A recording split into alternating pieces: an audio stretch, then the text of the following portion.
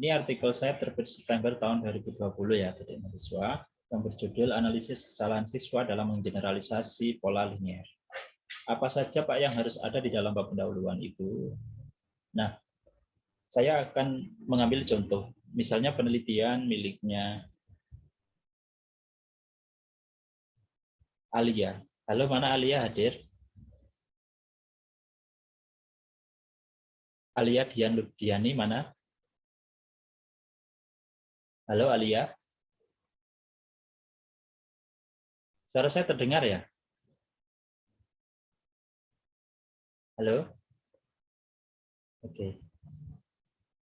Penelitiannya Yusratul. Halo Yusratul hadir?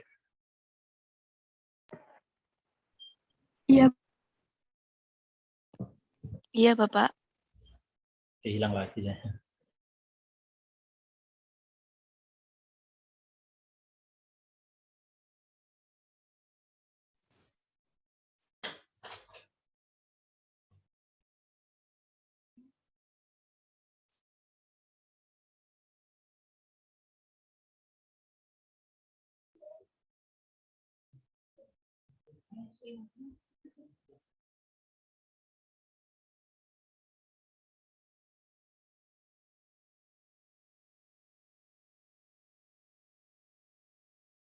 Oke, halo.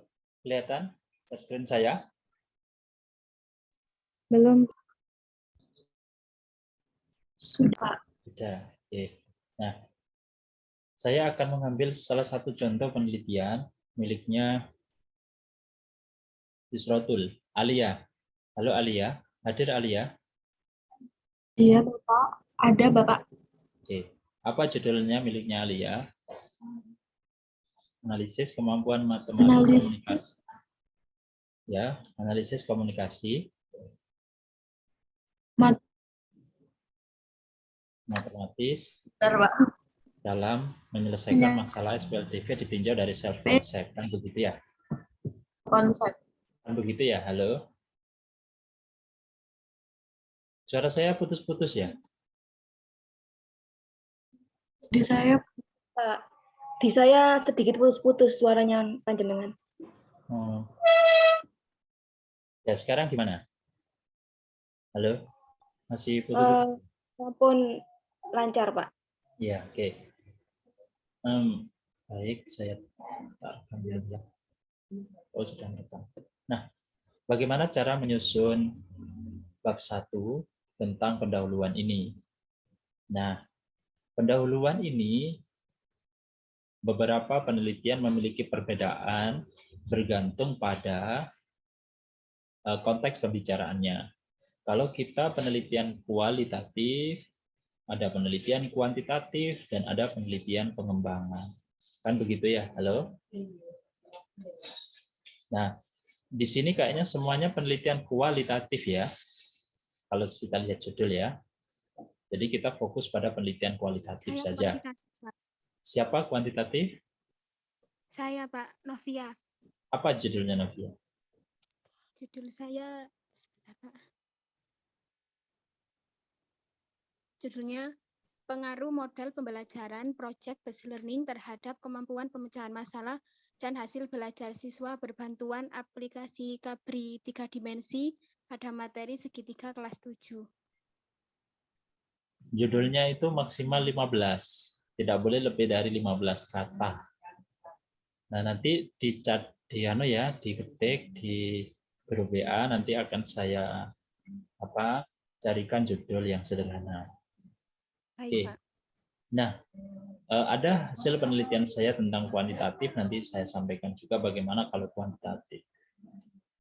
Ada yang pengembangan? Tidak ada ya? Oke. Nah, baik, kita mulai dari penelitian kita adalah penelitian kualitatif. Apa yang ini adalah berlaku untuk semua ya. Nanti saya akan merujuk pada apa perbedaannya, tapi ini kita umum saja. Baik itu kualitatif maupun kuantitatif maupun pengembangan harus ada ini. Yang pertama adalah berbicara tentang topik yang kita bahas.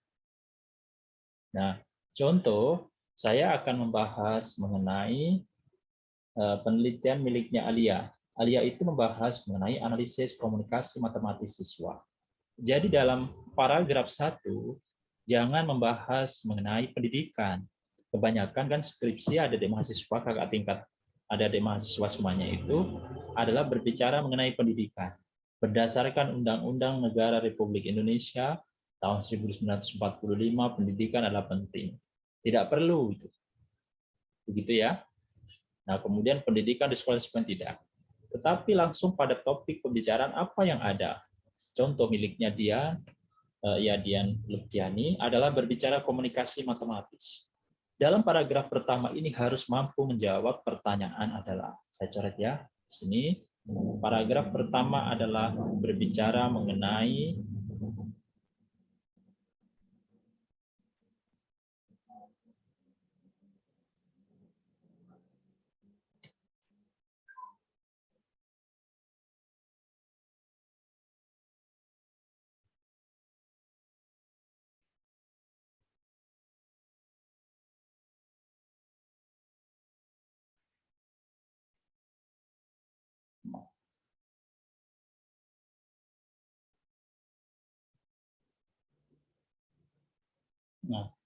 berbicara mengenai pentingnya topik itu kita bahas.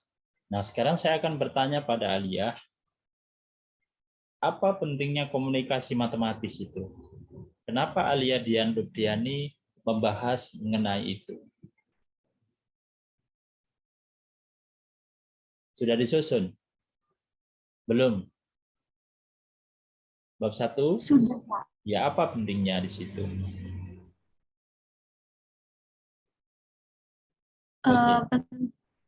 Pentingnya karena dengan bersiswa itu baik antar siswa dengan lingkungan sekolah. Apa hubungannya siswa dengan lingkungan sekolah? Apakah itu terkait komunikasi matematis?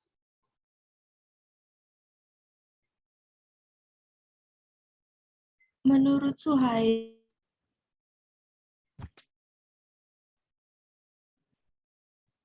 Halo, suaranya putus-putus.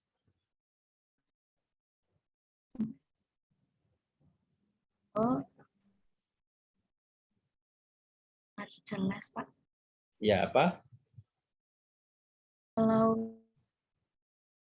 ambil itu matematis dengan lingkungan sekolah itu penting gitu, Pak. Daya apa pentingnya komunikasi matematis? Ada enggak kaitannya komunikasi matematis dengan lingkungan sekolah?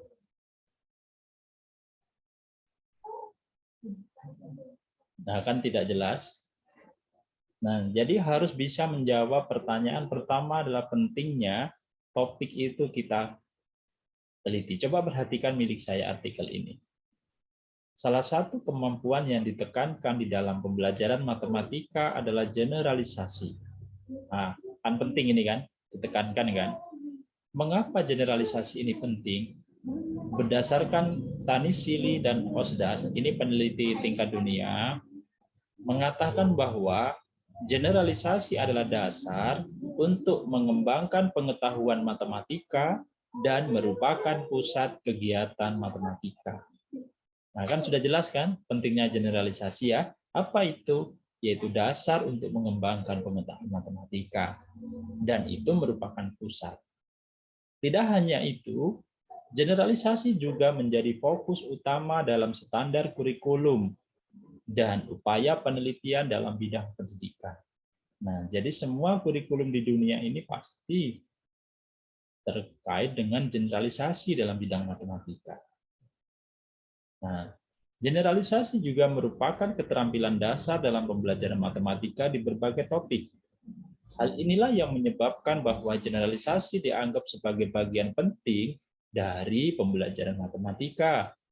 Lebih lanjut dikatakan bahwa tindakan generalisasi adalah inti dari aktivitas matematika karena berfungsi sebagai sarana untuk membangun pengetahuan baru. Nah, generalisasi juga hal yang sangat penting untuk mendukung berbagai topik dalam pembelajaran matematika. Itu Setiawan, Purwanto, Parta, dan Suworo tahun 2020. Jadi secara umum dapat dikatakan bahwa kemampuan generalisasi merupakan hal yang penting dalam mempelajari matematika. agar seseorang bisa memperoleh pengetahuan baru dan sukses dalam belajar matematika. Nah, ini harus bisa terjawab di bab 1. Oke, catat ya. Jadi bab 1 paragraf pertama berbicara mengenai pentingnya topik yang kita pilih. Oke. Kalau mulai dari pendidikan, Pak, tidak boleh. Itu nanti langsung saya coret. Jadi langsung pada topik. Begitu ya. Oke. Nah, selama ini saya sebagai pembimbing 2 hanya sebatas pada ngoreksi bahasa dan sistematika tulisan saja. Ketika saya harus memberi nasihat kepada mahasiswa pembimbingan 2 saya tentang konten ini, itu adalah bukan wewenang saya. Makanya saya buat grup khusus untuk bimbingan saya, yaitu mahasiswa bimbingan satunya adalah saya. Begitu ya. Jadi karena tugas jadi pembimbing 2 saya hanya sebatas ngoreksi bahasa dan sistematikanya saja. Oke. Nah, sedangkan di pembimbing 1 saya bertugas secara utuh tentang konten. Ingat, catat ini di pendahuluan berisi tentang pentingnya ini. Nah, pentingnya ini ditaruh di mana, Pak? Ditaruh di konteks penelitian, atau biasanya ada yang menyebutkan sebagai latar belakang. Ya kan? Pendahuluan kalau di buku itu terdiri dari apa saja?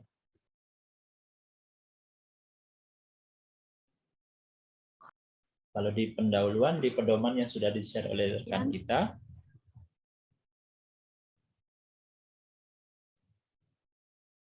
sebentar. Muncul ini.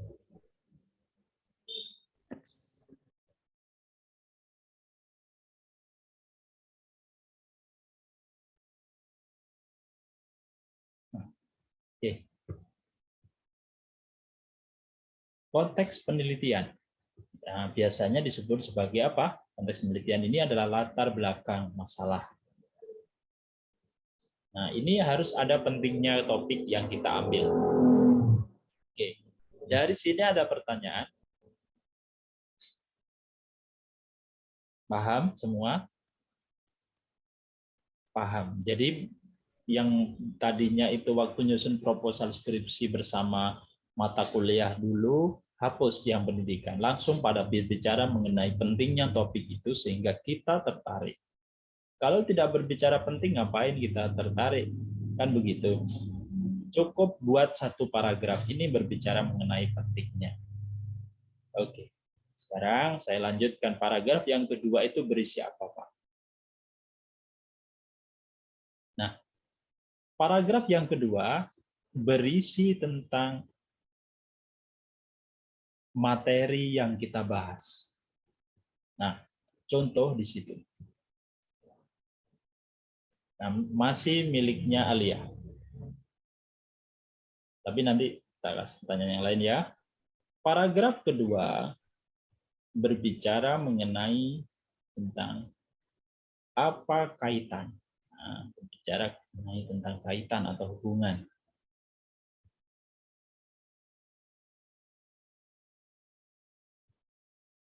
Kaitan atau hubungan antara topik dengan materi yang kita pilih. Ya, Pak. Halo, ada pertanyaan? Coba saya akan bertanya sama dia, Alia Dian Lukdiani. Apa kaitan komunikasi matematis dengan SPLDV?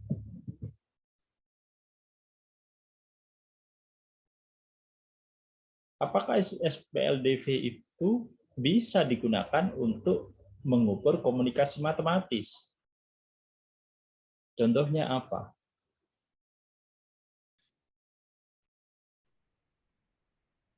Halo? Saya belum ada.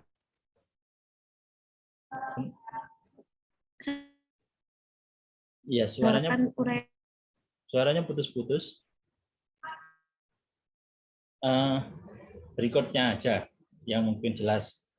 Yusrotul, apa Yusrotul penelitiannya mengenai berpikir kritis dalam masalah aljabar.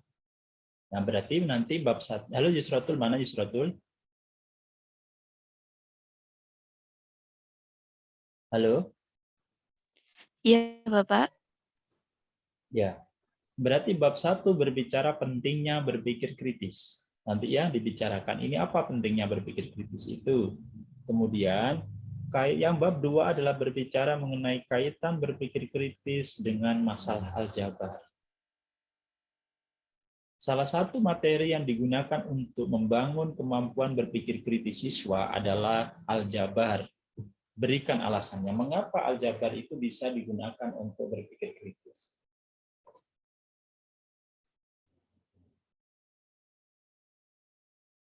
Halo Yusratul. Nggih, Bapak. Ya, mengapa aljabar itu dipilih sebagai materi untuk mengukur kemampuan berpikir kritis? Apa kaitannya antara berpikir kritis dengan aljabar?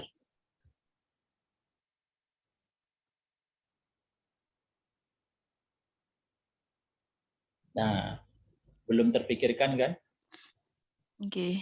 Ya, memang di skripsinya kakak tingkat yang saya bimbing tidak ada yang seperti itu, tidak menyebutkan mengenai materi sama sekali.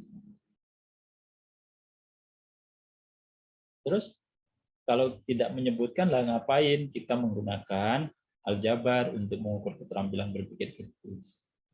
Bisa ada aljabar ini digunakan untuk mengukur berpikir kritis? Nah, coba perhatikan kalimat ini. Salah satu materi yang digunakan untuk membangun kemampuan generalisasi yang sudah kita bahas pentingnya itu adalah pola. Mengapa saya memilih pola? Hal ini didasarkan bahwa pola merupakan langkah penting untuk membangun generalisasi. Selain itu, sebagian besar tugas utama yang digunakan oleh para peneliti untuk mengetahui kemampuan generalisasi itu adalah pola, baik secara numerik maupun secara geometris. Pola merupakan konsep kunci untuk membangun pengetahuan dan konsep dalam matematika. Bekerja dengan pola dapat muncul dalam berbagai konteks dan berkontribusi terhadap pengembangan beberapa konsep. Jadi secara umum dapat dikatakan bahwa kemampuan generalisasi seseorang dapat diidentifikasi saat menyelesaikan masalah pola. Jadi secara umum dapat dikatakan bahwa kemampuan berpikir kritis siswa juga dapat diidentifikasi saat menyelesaikan masalah aljabar. Nah, begitu. Ya. Kalau miliknya Dian berarti nanti yaitu apa? Jadi secara umum dapat dikatakan bahwa kemampuan atau komunikasi matematis siswa dapat diidentifikasi saat menyelesaikan SPLDP. Nah, halo. Ada pertanyaan. Jadi setelah kaitannya topik kita dengan materi yang kita bahas. Oke.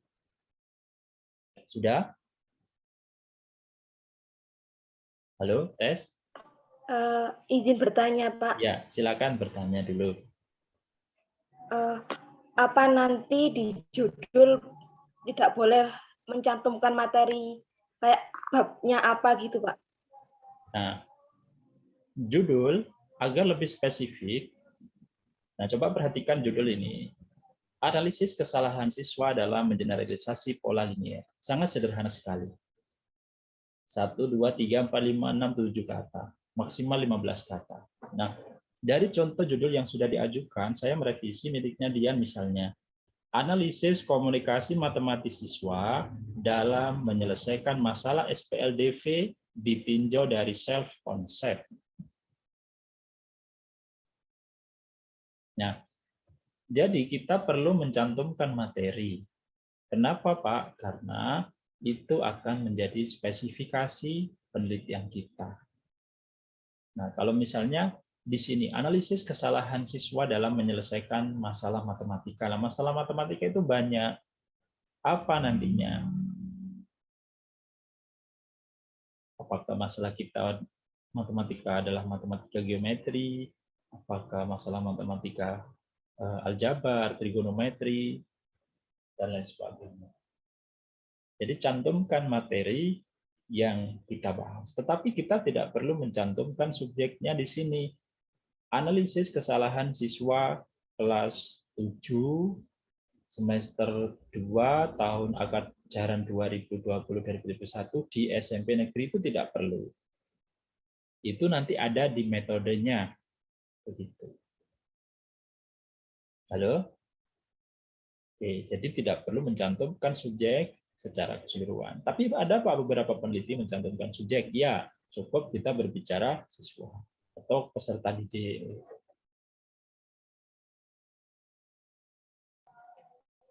Iya, Pak. Terima kasih. Ya, oke. Baik, ada pertanyaan lagi sebelum kita lanjutkan. Nanti saya revisi judulnya yang belum fix, dikirim di WA, kemudian saya kembali, saya beri judul yang lebih sederhana. Biar tidak terlalu membebani. Ya. Nah, jadi ingat, bab 1 tadi berbicara apa?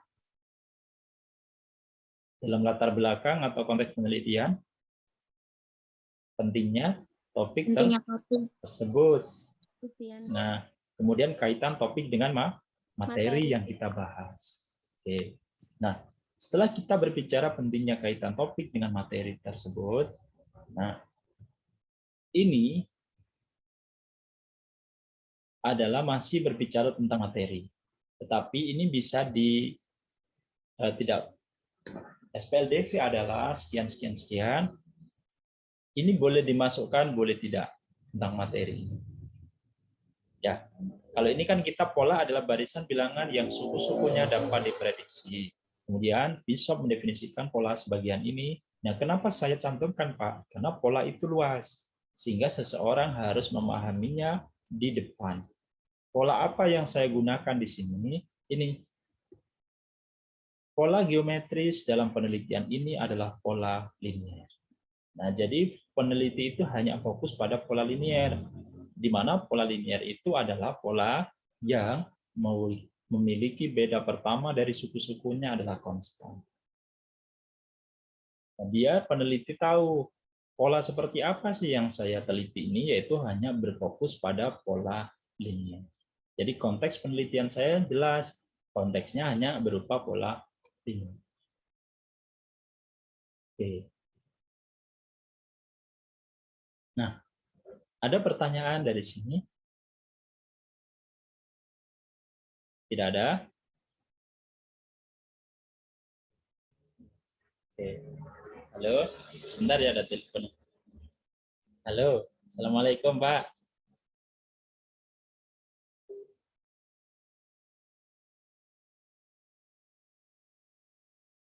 Halo.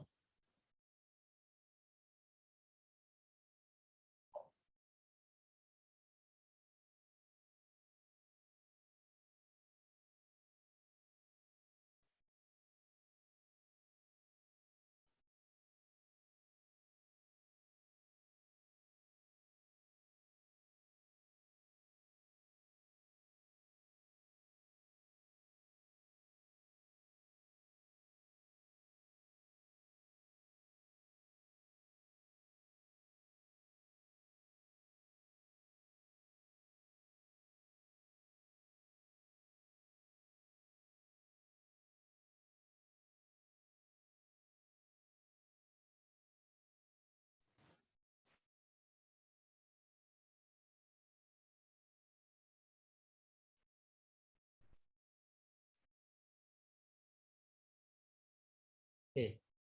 Halo. Minta maaf ya, banyak kendala ini. Oke. Baik, saya lanjutkan ya. Halo, tes. Oke. Nah, untuk paragraf ketiga ini berisi tentang definisi materi kita. Nah, jadi ini adalah berisi tentang apa sih SPLDV itu.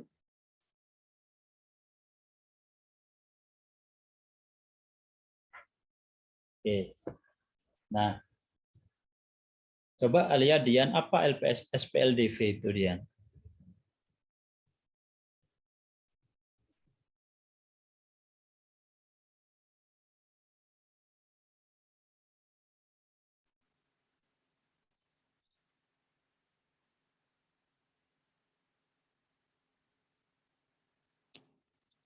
Iya,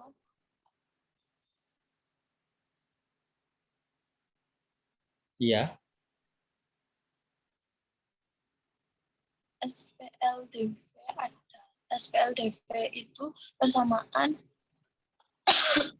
memiliki dua variabel yang pangkat tertingginya itu 1. ya, oke. Bentar ya. Halo Pak, Halo, Assalamualaikum. masih bimbing. Ya ini lewat Zoom. Salah. Oke. Gimana kabarnya? Ini apa? Menurut jenengan itu yang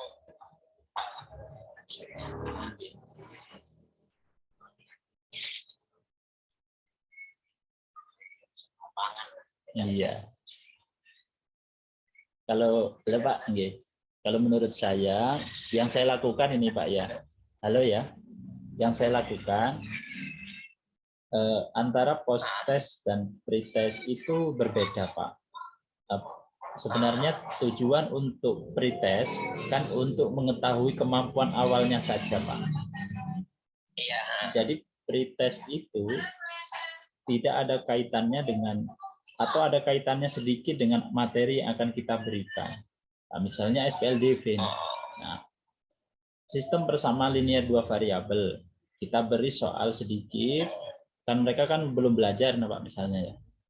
Kita kasih contoh soal sederhana 5 begitu, atau ada dengan tingkatan berbeda.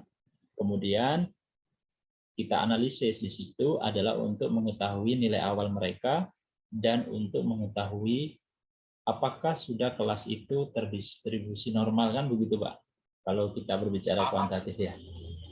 Nah, kemudian setelah itu baru kita adakan post test berdasarkan indikator dan materi yang sudah diajarkan. Itu sih Pak yang saya lakukan. Nah ya, logika saya juga berpikir begitu. Kalau diberikan soal yang sama, kayaknya kan percuma karena siswa anak itu belum diajar. Iya benar.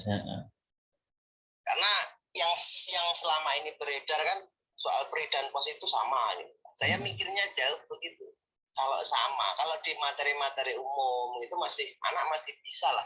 Iya. Kalau di matematika kayaknya nggak memungkinkan. Ya kalau SPLDV itu masih mending integral gitu misalnya. Iya. Ekonomi. Kayaknya kalau soal pre dan post itu wah 0 nanti. kayaknya. Post test, pre-testnya ya. Ini belum kenal namanya. Kayak kalau pre dan post itu harus sama. Kalau materi anak SMA misalnya kok integral atau trigonometri itu kayaknya akan sangat sulit. Namanya belum diajar. Iya, belum diajar. Karena kan yang beredar selama ini pre dan post itu harus sama kan gitu ya. Iya, beberapa di penelitian pelatihan yang saya ikuti itu memang sih pelatihan kan Pak bukan matematika kan, yang artinya hanya bersifat teori kan ya. Ya, kalau angket boleh nggak angket gitu ya. Ya itu hanya kalau materi pre dan post itu saya mikir panjang kalau matematika itu. Yang diajar ngotot kadang nggak mampu kok, apalagi kalau disamakan pre dan post dan itu belum diajar posisinya. Iya benar. Jadi kalau saya tapi nggak tahu pendapat yang lain sih Pak. Nah ya saya banyak berdebat gitu dengan teman-teman yang apa ya harus sama karena dia nanti untuk standar pengukuran ya betul. Tapi kalau di matematika di logikanya nggak ketemu. Gitu ya. Ya jadi sebaiknya beda lah ya kalau di matematika. Iya, jadi tergantung tujuan kita kan Pak. Kalau namanya pre kan, pre itu mengetahui kemampuan awal. Tapi kemampuan awal itu bukan berarti dari sisi materi tersebut. Tapi misalkan, ternyata mereka bersifat homogen. Artinya kelas A, kelas B yang akan kita bandingkan dianalisis homogenitasnya, kemudian heterogenitasnya. Normalitasnya itu. Nah, iya kalau untuk mencari normalitas homogen oke, tapi kalau untuk mencari tes perbedaan yang signifikan kan jelas akan beda jauh. Untuk diajar dengan ya. Oke, gitu. Nah, Terus satu lagi. Iya. Satu lagi, pemecahan masalah itu jadi keterampilan atau kemampuan kira-kira? Nah, kemarin waktu saya ujian di S2 saya dibuat pertanyaan begini, Pak. Apa perbedaan antara pemecahan masalah itu keterampilan apa kemampuan? Begitu, Pak, pertanyaan. Saya jawab begini. Keterampilan, Pak, begitu saya. Nah, keterampilan ya. Mengapa keterampilan? Karena keterampilan itu adalah lebih membutuhkan pada suatu proses. Nah, kalau kita identifikasinya adalah, katakanlah, bagaimana dia menyelesaikan masalah SPLDV, prosesnya seperti apa. Gitu. Nah, sedangkan kalau hanya fokus pada kemampuan, berarti saya tidak mengidentifikasi prosesnya, tapi saya identifikasi hanya pada nilainya saja. Misalkan nilainya 80, oh dia berarti kemampuannya adalah baik. Kalau 60 berarti kemampuannya rendah. Oh sedang. Kemudian kalau 30 berarti kemampuannya rendah. Jadi hanya didasarkan pada nilai, maka saya lebih cenderung itu adalah kemampuan. Tapi ketika saya melakukan analisisnya pada prosesnya, nah dia terampil tidak pertanyaannya begitu. Maka kan banyak yang mengatakan pemecahan masalah itu suatu kemampuan. Kalau ya. Kemampuannya itu tadi sama kayak pri dan pos tadi ya. Iya, hanya itu aja. Kalau kita berbicara kemampuan, dia tinggi, sedang atau rendah begitu. Tidak dideskripsikan secara proses. Itu sih Pak waktu itu. Ya, oke. Tapi memang secara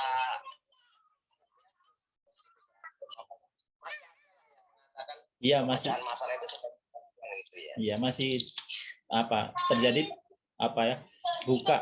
buka untuk diperdebatkan itu, terbuka untuk diperdebatkan, hal itu masih seperti itu Pak. Yang penting paham alurnya itu tadi ya, kalau pri itu memang untuk mengetahui kemampuan awal. Iya, nggih. Tapi kan harus beda karena dia kalau dikasih soal-soal yang memang sama dengan postes ya yakin nggak bisa. Iya Pak, apalagi materi matematika ya, integral, trigonometri, aduh nol itu. Nol semua. Ya ada sementara gitu. Nggak nulis Pak, nggak nulis. Gimana? Nggak nulis internasional Pak. Ini masih revisi, kemarin ngirim di IJR UAD. UAD. Untuk syarat. Oh. IJP. IJR itu Sinta 2 kayak Pak ya? Q 4. Loh, sudah masuk Q 4 itu IJR itu. Yang Sinta 2 IJM. Oh, IJR itu sudah masuk Q 4 ya? Kalau yang IJM matematika Sinta 2 ya saya pernah nulis di IJM. Kalau IJR Q 4 mulai 2019 kemarin ya. Oh, sudah masuk Q 4. Ya kemarin alhamdulillah udah dikasih komentar reviewnya. Dan tak kirim perbaikannya kemarin. Nggak tahu diterima apa. Pak, kalau ada konferensi internasional Pak ya, Scopus Pak, atau apa gitu. Kalau insya Allah kalau tahun ini saya ada sedikit, maksudnya dana karena sudah ada pendanaan penelitian. Kalau kemarin belum. Pokoknya kalau ada informasi dengan ada info-info konferen atau apa, pokoknya saya digandeng lah ya. Iya. Insya Allah kita mau ngadakan konferen nanti Pak di Unisma internasional. Nanti saya kabari ya. Siap. Oke. Makasih Pak. Ya. Sama-sama. Assalamualaikum. Salam.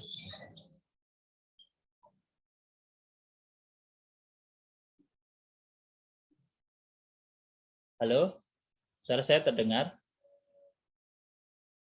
Terdengar Pak. Ya, mohon maaf ya, itu teman saya tadi saya kenal itu waktu nulis artikelnya tidak tunjukkan. Nah, itu adalah salah satu pengelola jurnal di Universitas NU Lampung. Jadi dari Lampung tadi.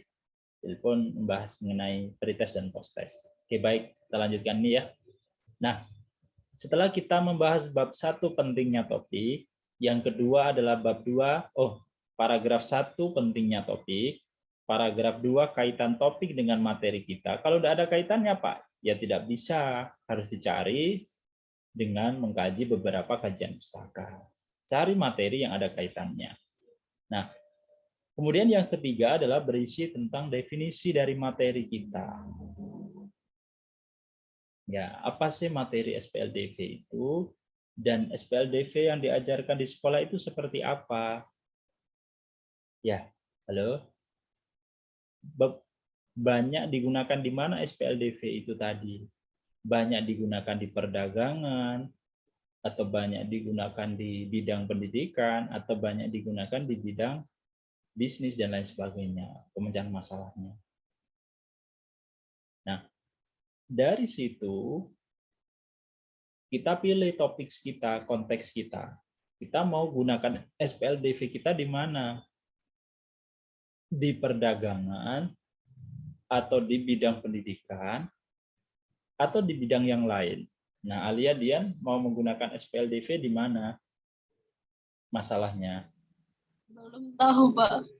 Nah, belum. Nanti, nah ini ya. Oke. Kemudian bagaimana kalau aljabar tadi? Yusrotul tadi, konteksnya di mana penggunaan aljabarnya, pemecahan masalah aljabar?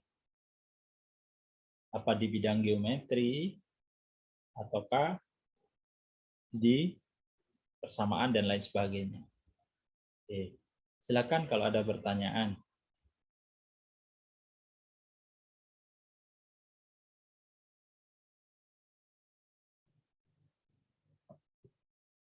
Oke, baik. Nah, setelah kita membahas ini, kemudian pada paragraf ketiga, berbicara paragraf keempat, ini paragraf ketiga ya.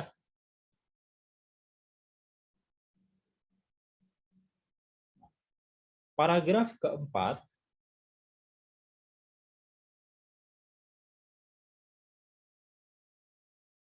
nah, kita berbicara mengenai masalah sekarang. Nah, banyak mahasiswa yang menulis skripsinya tidak ada masalahnya. Apa masalahnya tidak jelas, tidak ada lagi apa yang harus diteliti. Karena kita berbicara penelitian itu sejatinya adalah menyelesaikan masalah. Ya, kalau tidak ada masalah, ngapain harus diteliti? Halo? Oke. Jadi bab 4 berbicara masalah. Saya tanya sekarang sama Alia, apa masalah dari SPLDV yang dialami oleh siswa?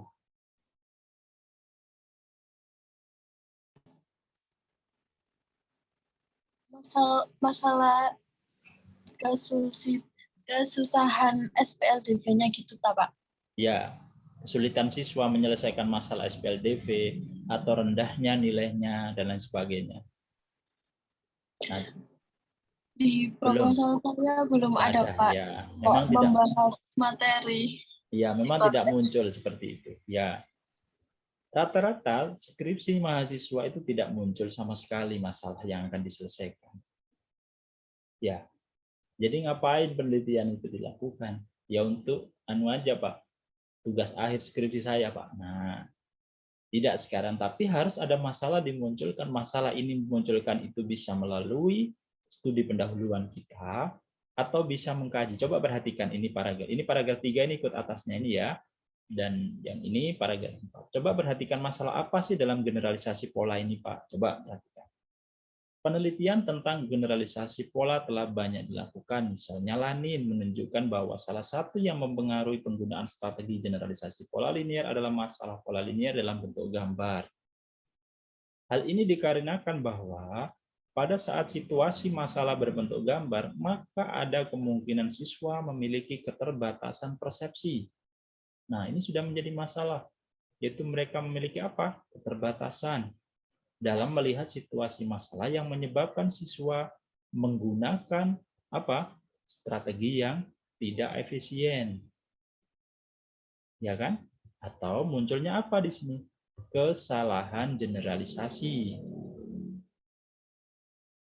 Nah, lebih lanjut, merekomendasikan untuk memeriksa kesalahan-kesalahan siswa tersebut. Nah, jadi ada rekomendasi penelitian ini. Nah, penelitiannya Lanin ini.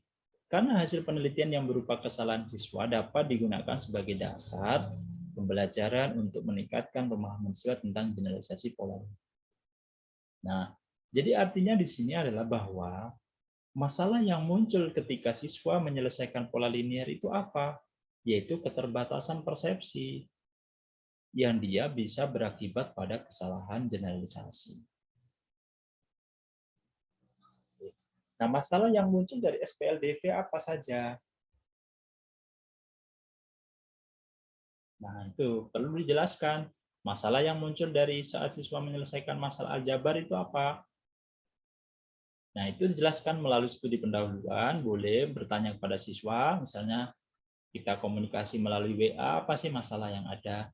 Oh ini Pak, atau mengkaji literatur, mengkaji artikel-artikel tentang SPLDV. Nah, kumpulkan dalam paragraf 4. Oke. Ada pertanyaan dari sini. Catat ya ini ya. Oke. Berikutnya adalah bab paragraf 3, paragraf 5. Nah, paragraf 5 adalah solusi dari masalah. Jadi paragraf 5 ini sudah berbicara tentang solusi.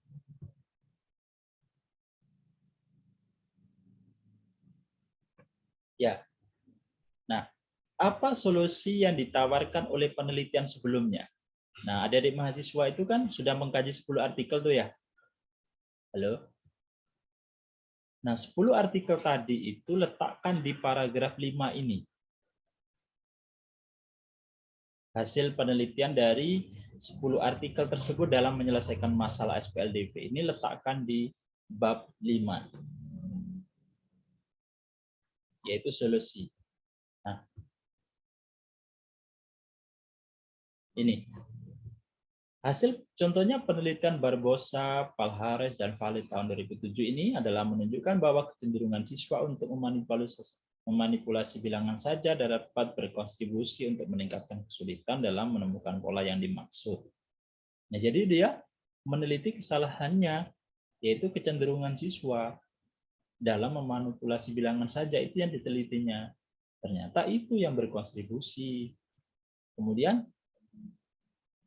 nah ini penelitian Lanin, ternyata dia mengkajinya apa? Kesulitan siswa, upaya untuk menganalisasi antara lain kesulitan memperhatikan fitur umum di setiap representasi masalah dan situasi, kesulitan untuk menerapkan ide-ide matematis untuk representasi masalah dan situasi baru.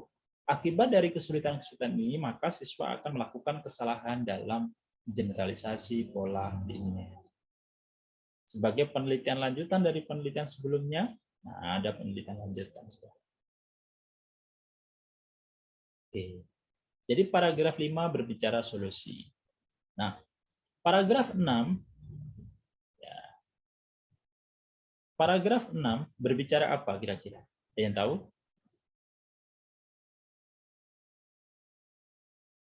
Paragraf 6 adalah berbicara mengenai ini solusi umum. Mengenai penelitian kita atau solusi yang kita tawarkan.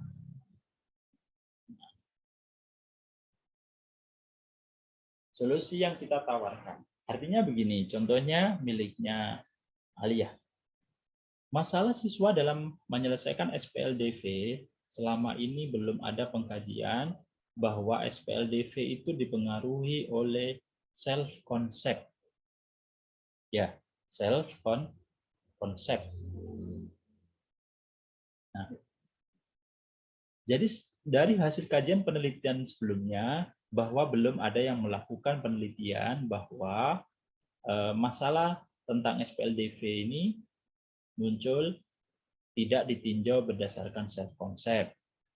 Oleh sebab itu peneliti pada saat ini akan melihat bagaimana komunikasi matematis siswa dalam menyelesaikan masalah SPLDV yang ditinjau dari self concept. Oke, itu paragraf berapa? 6. Ya, jadi solusi yang kita tawarkan. Nah, jangan lupa solusi yang kita tawarkan harus juga disertai hasil penelitian atau hasil kajian yang menunjukkan bahwa komunikasi matematis itu bisa ditinjau dari self concept. Ya, tunjukkan hasil penelitian atau teori yang menyatakan bahwa komunikasi itu dipengaruhi oleh self concept.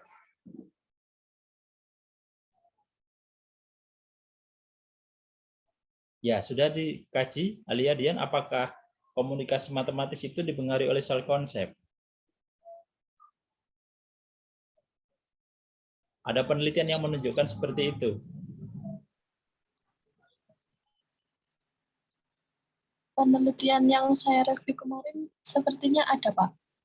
Nah, itu bisa digunakan di sini bahwa hasil penelitian siapa menunjukkan bahwa komunikasi matematis atau kemampuan matematika siswa secara umum, termasuk komunikasi matematis, dipengaruhi oleh self concept. Hal ini dikarenakan apa? Jadi harus diberi alasan. Itulah yang akan ditanyakan oleh penguji nanti. Apa kaitan penelitian Anda komunikasi matematis dengan self concept? Apakah itu dipengaruhi?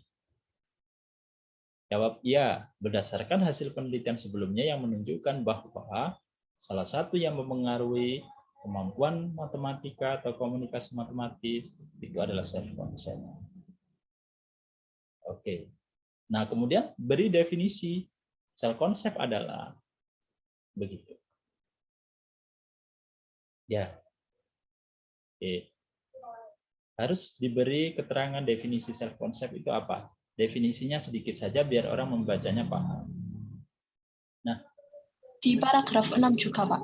Ya, di paragraf 6 ini solusi yang kita tawarkan dan alasannya mengapa kita memilih solusi tersebut.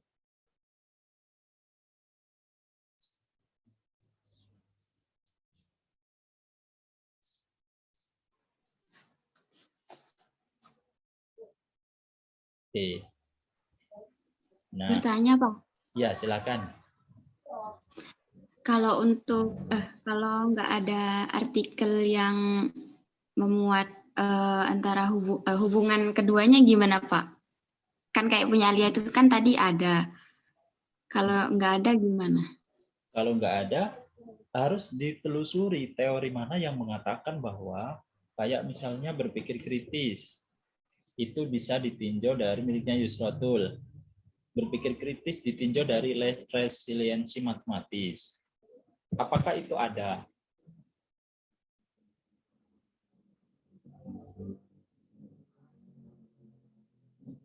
Nah, kalau kita hanya mengkaji bahwasannya berpikir kritis dikaji dari resiliensi matematisnya seperti apa. Nah, itu harus memiliki keterkaitan antara berpikir kritis dengan resiliensi matematika. Contoh saya berikan contoh lagi ya. Nah, contohnya ini dari biar oke.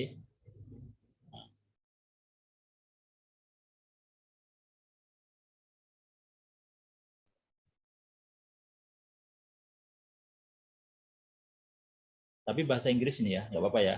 Bahasa Inggris. Ini tipe saya juga.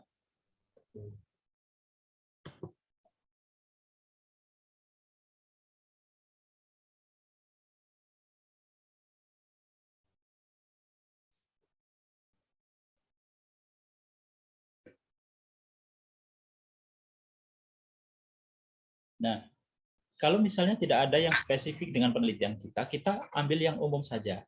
Kayak begini, kemampuan matematika seseorang atau siswa itu cenderung dipengaruhi oleh faktor kognitif. Nah, sebutkan faktor kognitif itu apa saja. Ini saya hapus dulu ya. Nah, ini saya tunjukkan artikel, kan ini sama ini. Ini ditinjau dari field dependent cognitive style atau kemampuan generalisasi atau strategi generalisasi pola linier yang ditinjau dari gaya kognitif field dependent. Kan sama kan kayak kita kan, ada yang meninjau dari self concept, ini saya tinjau dari gaya kognitif. Ada enggak kaitannya, Pak? Coba perhatikan di sini, kita langsung pada paragraf yang menunjukkan adalah kaitannya.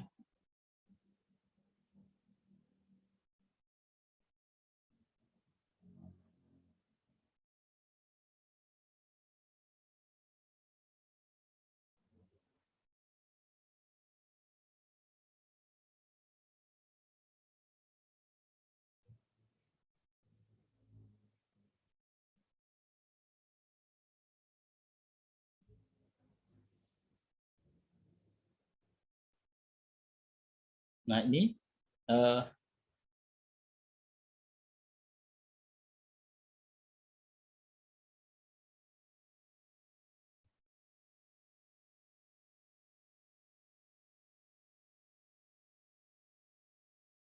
coba perhatikan ini.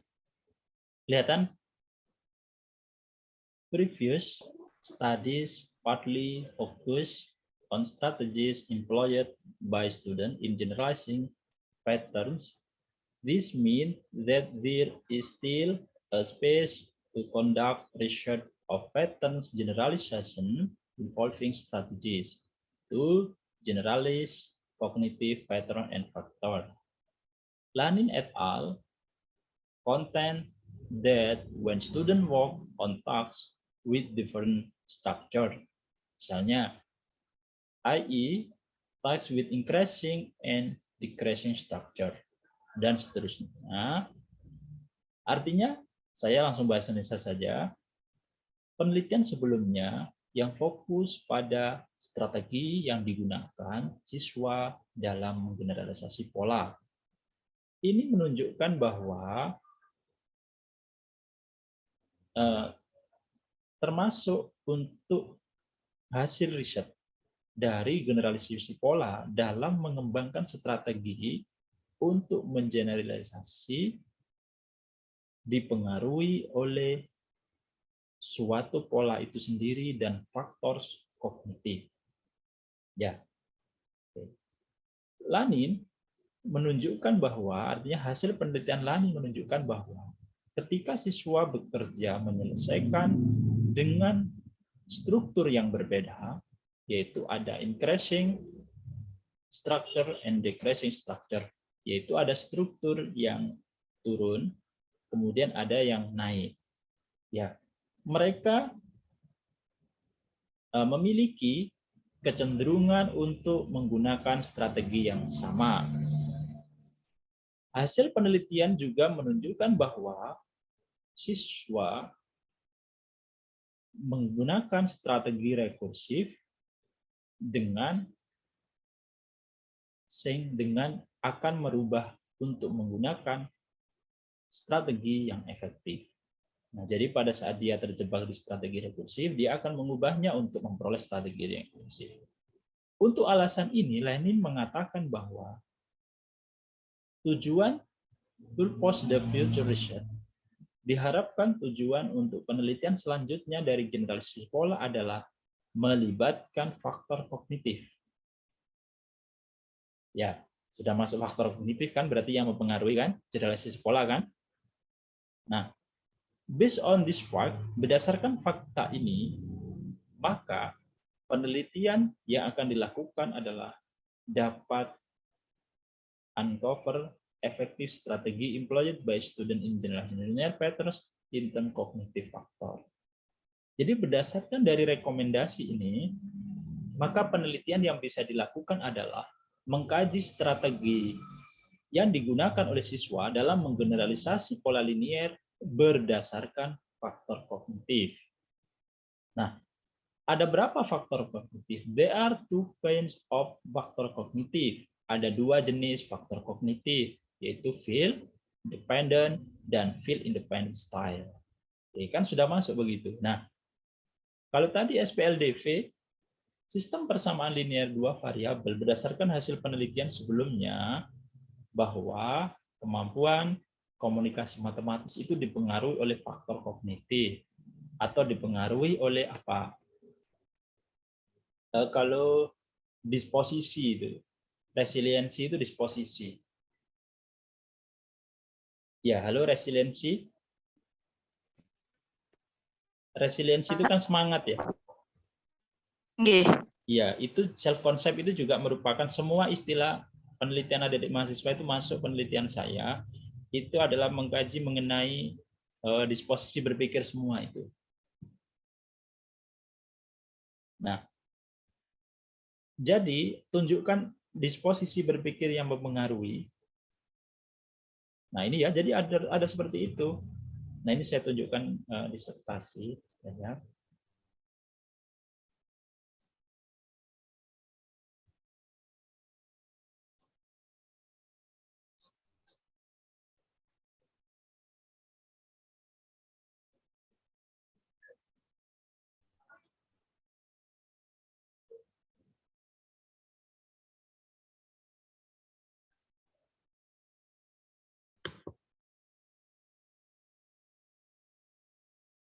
Oke, ini saya tunjukkan.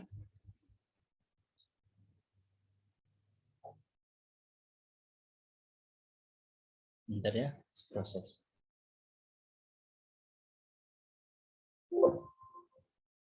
Ini saya ada 287 itu plus anu ya, plus lampiran.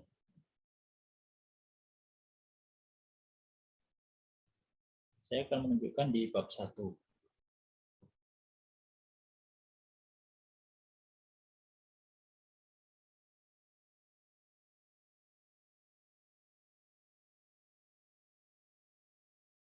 Sebentar ya. Sebentar.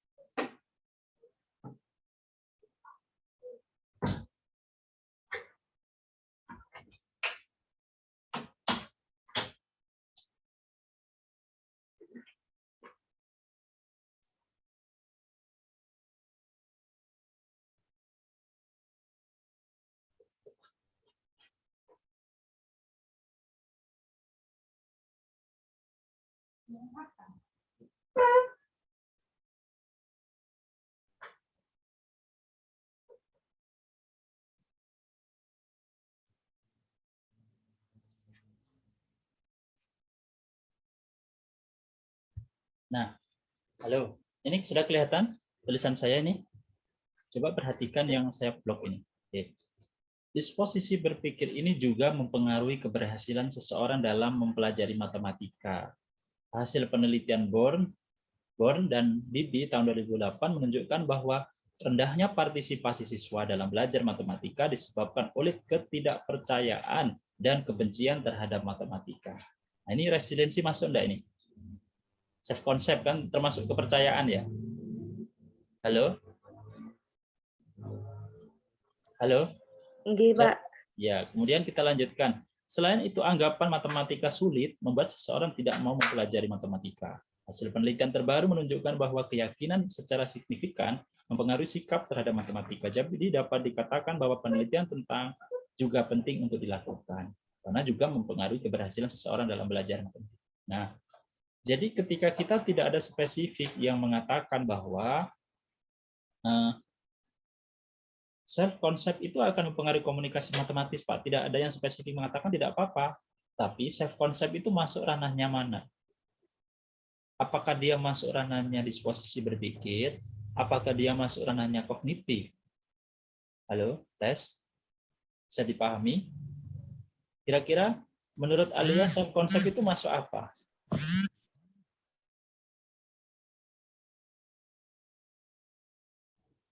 Self concept itu masuk disposisi berpikir atau keterampilan berpikir. Resiliensi juga masuk ke sana. Ya, jadi pakai rujukan ini, yaitu dipengaruhi oleh disposisi berpikir. Kemudian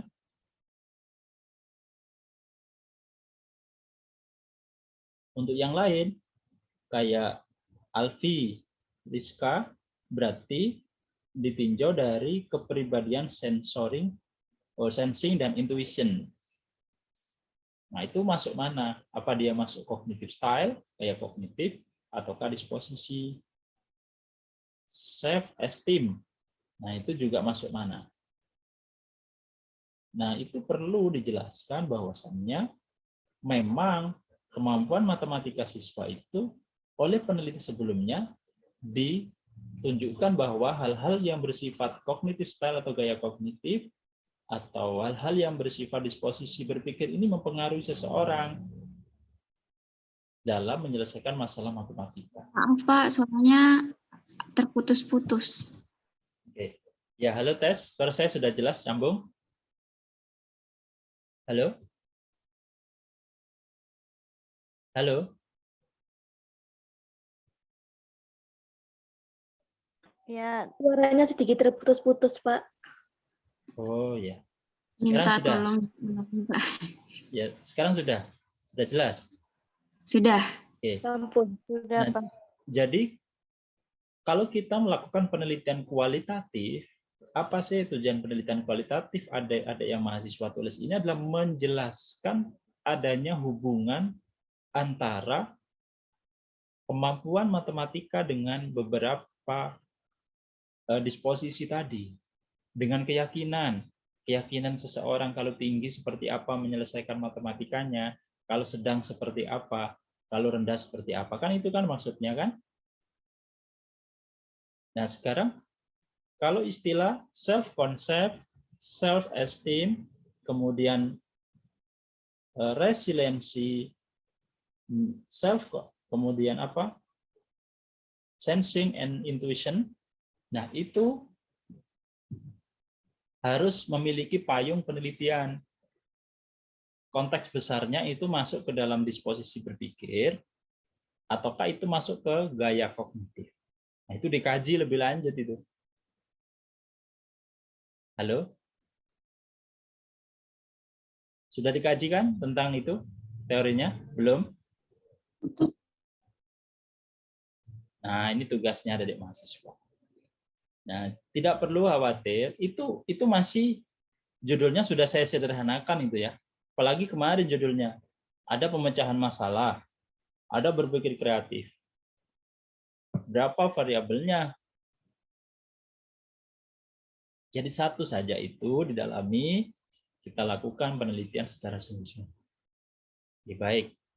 Nah, sehingga dari solusi yang kita berikan itulah kita punya dasar, dan kemudian setelah itu baru kita langsung lanjut kemana? Yaitu ke pertanyaan penelitian. Oke. Nah, kita masuk ke pertanyaan penelitian. Nah, pertanyaan penelitian sudah sederhana, tidak seperti yang kita bayangkan, cuma sedikit. Ya, pertanyaan yang akan dijawab melalui penelitian adalah bagaimanakah kemampuan, bagaimanakah keterampilan berpikir kreatif siswa dalam menyelesaikan masalah aritmatika sosial ditinjau dari kepribadian, sensing, and intuition. Itu aja pertanyaannya. Ya, halo? Halo, suara saya terdengar atau putus-putus? Halo? Suara saya hilang.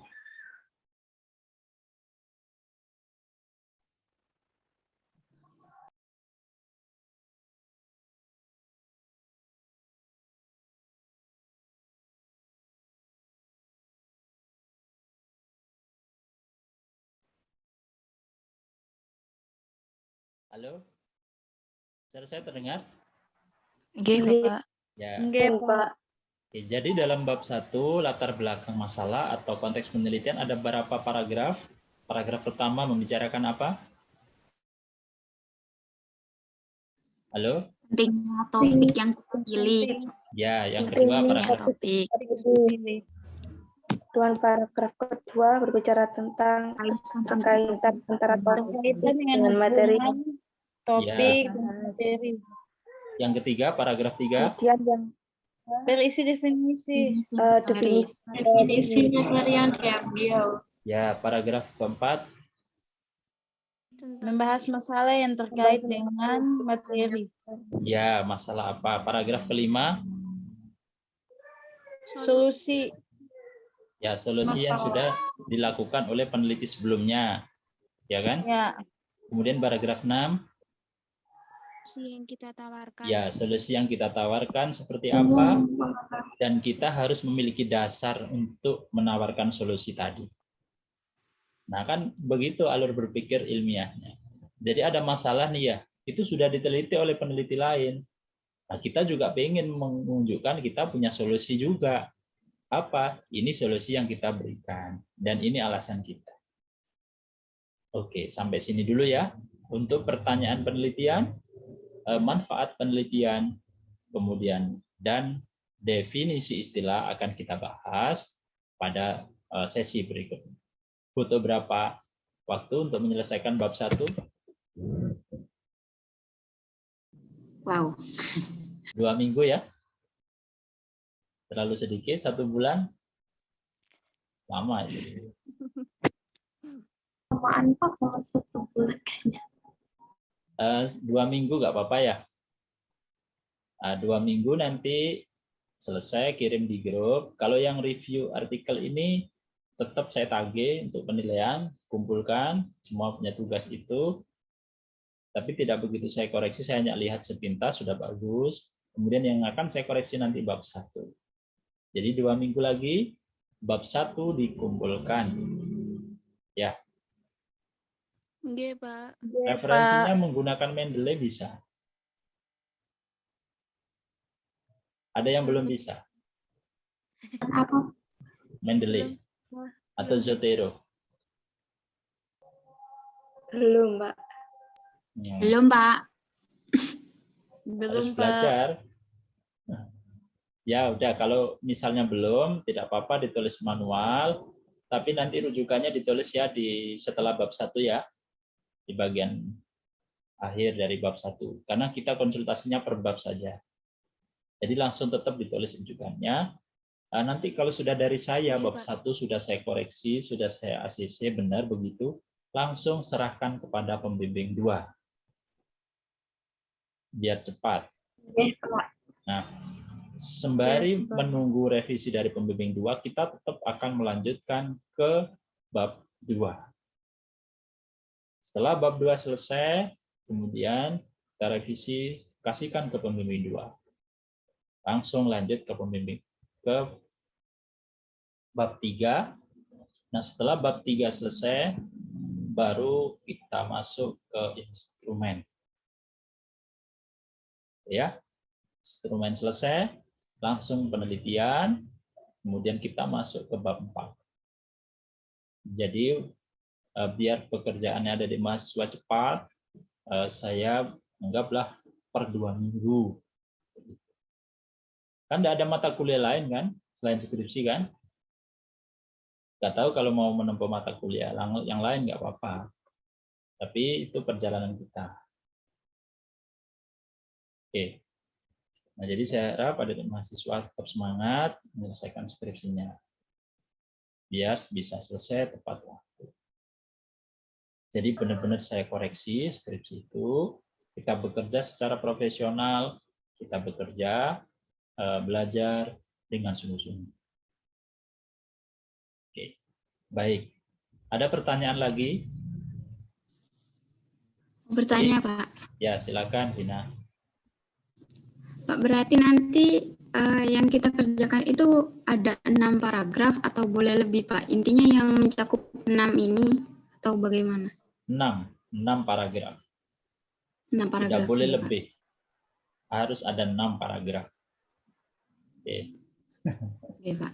Oke, Pak. Oke, Pak. Jadi dimulai dari topik, kan sudah rata semua. Ada enggak paragraf yang kurang? Topik pertama, pentingnya tema. Pendidikan dan lain sebagainya tidak perlu. Itu buang-buang paragraf, buang-buang terlalu banyak. Jadi langsung pada topik kita, pentingnya apa. Yang kedua, apa kaitan topik dengan materi kita. Yang ketiga adalah tentang definisi materi atau konteks materi yang akan kita bahas. Konteksnya di mana? Karena kita berbicara konteks penelitian kita. Materi tersebut diaplikasikan ke dalam perdagangan, atau ke dalam konteks pendidikan, atau kesehatan, dan sebagainya. Kemudian yang keempat adalah berbicara tentang masalah yang muncul dari materi itu dan masalah yang muncul dari topik yang kita pilih. Yaitu kalau komunikasi matematis berdasarkan SPLDV tadi, apa yang muncul? Komunikasi matematisnya apa? SPLDV-nya apa? Kemudian yang kelima, paragraf 5 adalah solusi yang ditawarkan oleh penelitian sebelumnya. Tentang masalah tadi, apa yang sudah dilakukan. Nah, kemudian paragraf ke-6 adalah berbicara apa yang belum dilakukan oleh mereka dan kita, solusinya apa yang kita lakukan. Nah, pada saat kita memberikan solusi, jangan lupa, kita harus punya dasar. Apa dasarnya, Pak? Dasarnya adalah hasil penelitian pendahuluan atau hasil penelitian terdahulu atau teori-teori yang mendukung apa yang kita berikan solusi tersebut. Oke, jadi 6 paragraf. Nah, maka nanti di paragraf ke-6 ditutup seperti ini. Dengan demikian, maka penelitian ini akan fokus pada analisis komunikasi matematis siswa pada materi LPDV ditinjau dari self concept. Oke. Jadi harus ada pembahasan sedikit tentang self concept, yaitu tadi apakah self concept ini mempengaruhi atau tidak. Itu masuk di paragraf 6.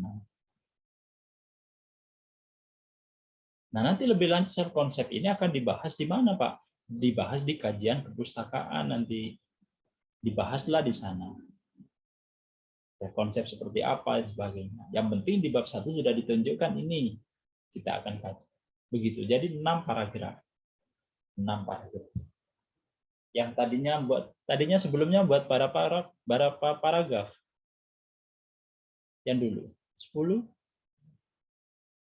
Ada yang 20 paragraf? Ya. Enggak, Pak. Berapa? Lebih, Pak. Ya. Oke. Nah, sekarang tidak boleh itu ya. Siapa cepat itu yang terbaik. Jadi saya beri waktu 2 minggu. Nanti kumpulkan melalui grup WA. Bapak untuk mahasiswa pembimbingan 2-nya bagaimana, Pak? Nah, saya serahkan kalau saya sebagai pembimbing 2, saya sudah WA saya mahasiswa, saya minta untuk konsultasi ke pembimbing 1 dulu. Begitu. Jadi bimbingan skripsi ini saya intensifkan ya. 2 minggu nanti kita selesaikan. Oke, baik. Bekerjalah biar cepat selesai. Dalam 1 hari sediakan waktu minimal 4 jam untuk fokus ke skripsi. Biar tidak molor-molor gitu ya. 8 semester selesai gitu.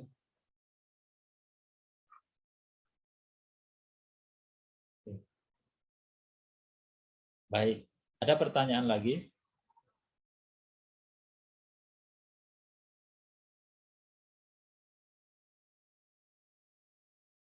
Mungkin ada mahasiswa pembimbing 2 saya mau ikutan gabung di sini. Ada enggak yang berbicara seperti itu? Menyampaikan. Belum ada ya? Oke, baik. Itu saja pertemuan pada siang hari ini. Silakan adik-adik mahasiswa serius, sungguh-sungguh selesaikan dengan baik. Biar tidak lama-lama, biar tidak sampai 9 semester, tapi cukup 8 semester ini bisa selesai.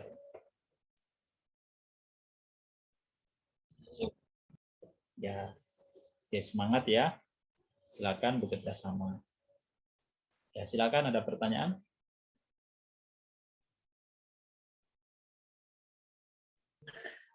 Ngapunten, Pak. Ya. Saya kan yang baru. Itu belum konsultasi mengenai judul. Dan yang kemarin saya ambil PTK, maunya ganti ke kualitatif. Ribun. Ya, boleh. Kalau ganti ke kualitatif juga boleh, apapun boleh. Jadi saya tidak membatasi penelitian adik-adik mahasiswa semuanya. Pilih yang mana yang menurut adik-adik mahasiswa itu paling mudah dilaksanakan di situasi seperti ini. Tidak usah terlalu memilih yang terlalu berat. Nggih, Pak. Ya, silakan judulnya nanti dikirim di grup WA atau kemudian nanti akan saya revisi pakai judul ini saja. Gitu ya. Apa judulnya? Yang kemarin itu peningkatan kemampuan penalaran dan pemahaman konsep matematika pada pokok bahasan sistem koordinat bidang kartesius dengan unjuk kerja siswa yang berbasis model contextual teaching and learning. Panjang sekali. Diganti apa sekarang rencananya? Belum ini, Pak. Ganti begini saja. Pilih salah satu variabelnya, penalaran atau pemahaman. Tidak usah dua-duanya. Tertarik mana? Penalaran? Kalau penalaran itu kayak implementasi ke kehidupan sehari-hari, ngoten ta, Pak? Nah, penalaran itu banyak. Nanti ada penalaran deduktif, ada penalaran induktif. Nah, kemudian nanti selain itu ada penalaran lagi. Penalaran matematis, penalaran kuantitatif, ada penalaran numerikal, dan lain sebagainya. Nah, itu pilih salah satu, jangan penalaran itu umum sekarang. Maksud saya penalaran itu dulu memang digunakan, tapi setelah banyak penelitian dilakukan, maka penalaran itu displit lagi, dipecah lagi menjadi lebih sedikit. Nah, mana yang akan dipilih? Penalaran biasanya yang digunakan oleh anak-anak SD atau SMP itu masih bersifat induktif. Nah, penalaran induktif boleh, penalaran matematis, penalaran numerik. Nah, penalaran numeris itu juga sekarang lagi tren. Numerical reasoning bahasa Inggrisnya. Nah, kira-kira penalaran itu kalau kualitatif mau ditinjau dari apa misalkan?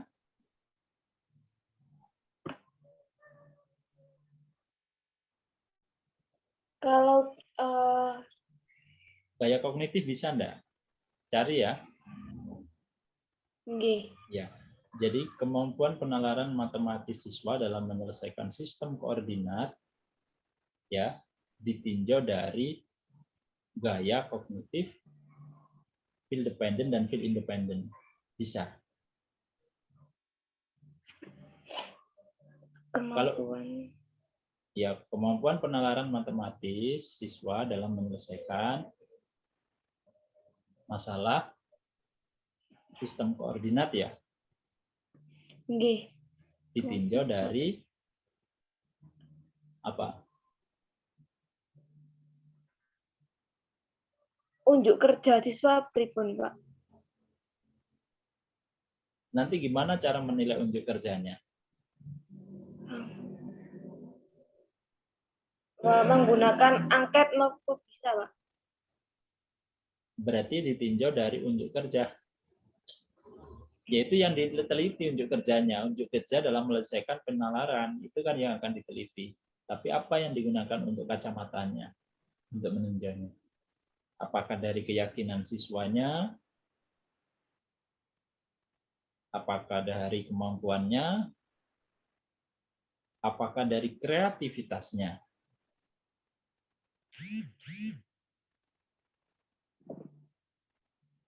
Kalau menggunakan kontekstual niku beda nggih, Pak? Kontekstual teaching and learning ini ku Nah, dipotong nih.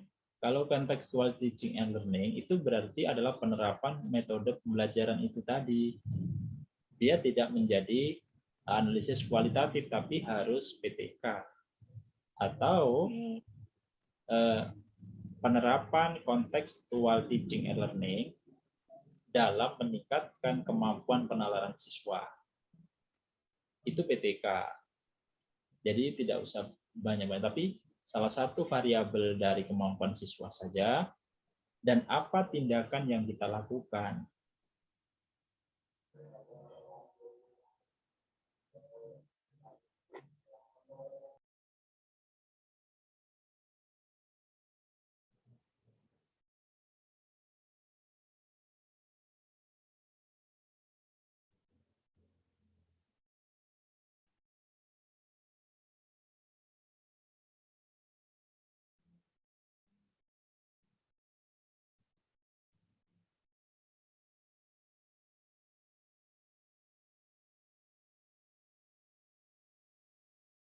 Halo?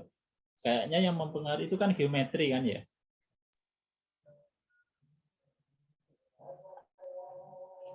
Bidang Iya, sistem itu koordinat. itu kayaknya yang mempengaruhi ya faktor kognitif bisa. Field independent atau faktor kognitif yang lain bisa. Banyak kok faktor kognitif, nanti search aja di internet begitu. Pilih salah satu saja. Itu kalau kualitatif biar cepat. Jadi tidak usah melakukan pembelajaran di kelas, tapi kita cukup memberikan angket kepada siswa, kemudian cukup memberikan soal-soal itu. Kemudian baru kita analisis. Silakan memilih PTK atau kualitatif. Setelah saya pikir-pikir itu PTK lumayan terlalu lama, Pak, karena kan menunggu peningkatan dari siswa gitu. Iya. Jadi saat ini di masa pandemi ini yang paling tepat adalah kualitatif atau kuantitatif.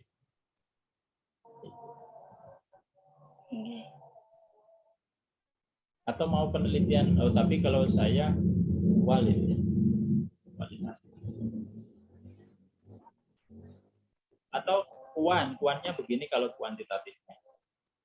Pengaruh model pembelajaran apa tadi? Contextual teaching and learning. Ya, pengaruh penerapan model pembelajaran kontekstual teaching and learning terhadap kemampuan penalaran matematis siswa dalam menyelesaikan masalah sistem koordinat. Itu kuan itu.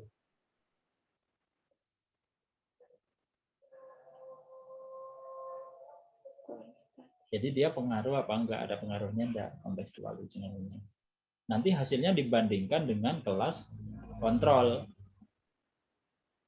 Jadi ada kelas kontrol, ada kelas eksperimen. Nah, kelas eksperimennya itu menggunakan contextual teaching and learning, kelas kontrolnya itu menggunakan pembelajaran biasa pakai ceramah. Hasilnya sama apa berbeda nanti? Kalau hasilnya berbeda, apakah berpengaruh secara signifikan kelanjutannya? Itu namanya penelitian eksperimen juga, lama juga. Kualitatif mawon pun, Pak. Ya udah. Jadi yang akan ditinjau satu, penalaran saja, pemahaman matematisnya tidak usah. Jadi kemampuan penalaran induktif siswa dalam menyelesaikan itu, atau kemampuan penalaran numeris yang sekarang tren itu numerical thinking, numerical reasoning. Jadi penalaran numeris. Oke, baik. Judulnya saya tentukan aja ya, biar nggak bingung ya. Coba ditulis di sana. Analisis penalaran. Halo? Analisis penalaran numeris siswa. Analisis penalaran Penalaran numerik siswa dalam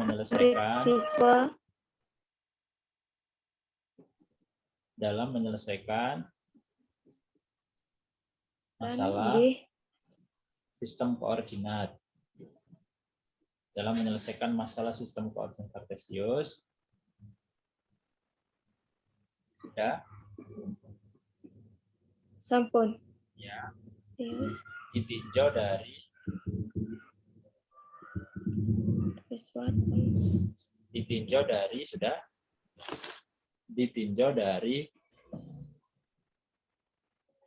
kemampuan siswa. Itu mudah itu. Tinjau dari kemampuan siswa.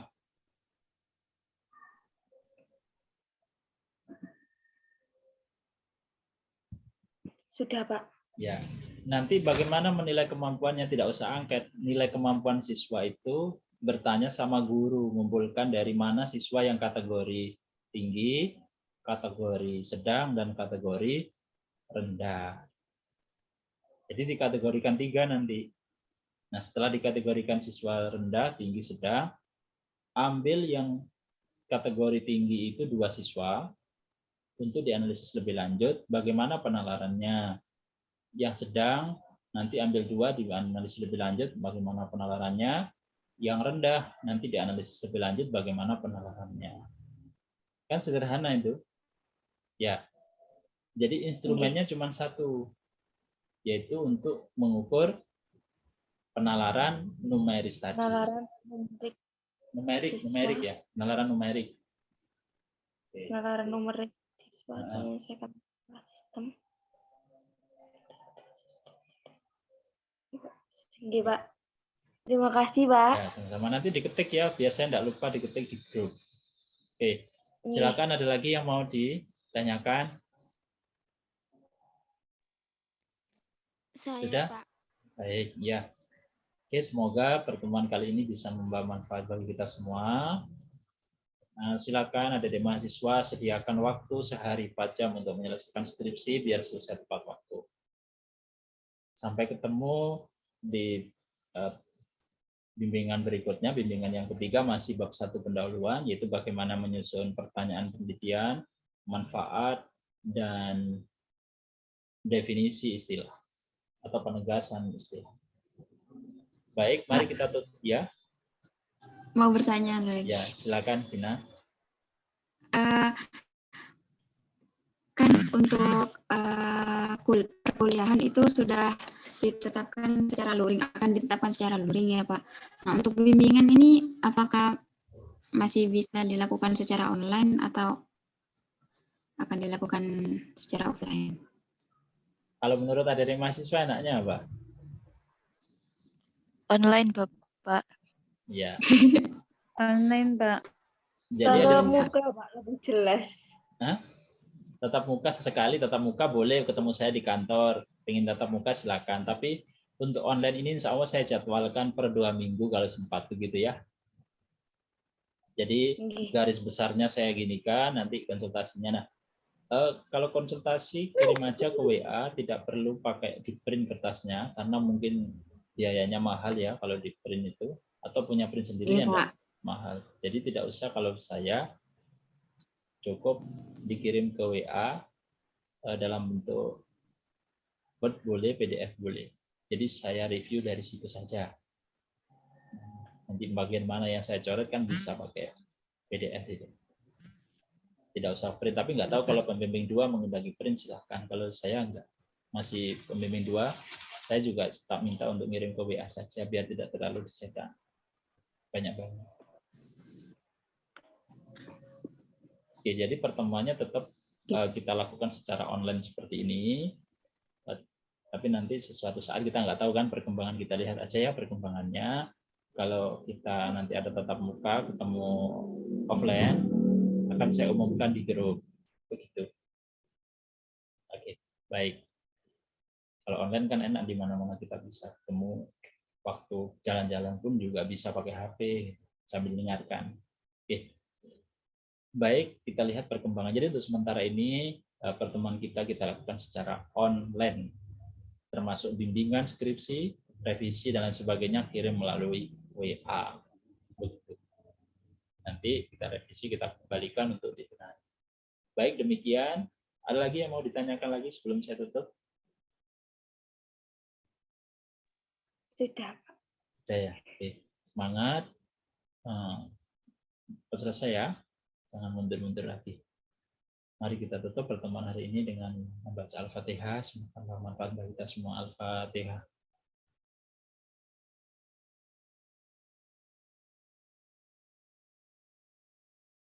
Baik, terima kasih ada di mahasiswa semuanya. Tetap semangat. Semoga sukses. Saya akhiri. Wassalamualaikum warahmatullahi wabarakatuh. Waalaikumsalam warahmatullahi wabarakatuh.